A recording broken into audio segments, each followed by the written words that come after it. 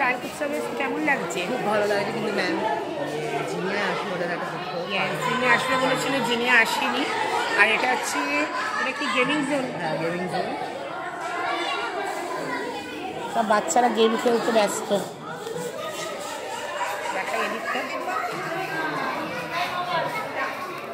বাচ্চারা সবাই গেম খেলতে ব্যস্ত। নিজেদের মধ্যে ম্যামরাও ছোট্ট প্রয়াস করেছে।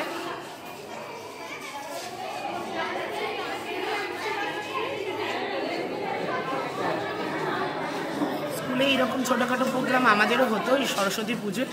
তখন আমরা ম্যাগাজিন তৈরি করতাম, বা আমরা আমাদের কবিতা লেখা বা সায়েন্সের অনেক কিছু তৈরি করতাম। সেটাই মেয়েদের স্কুলেও হয়েছে।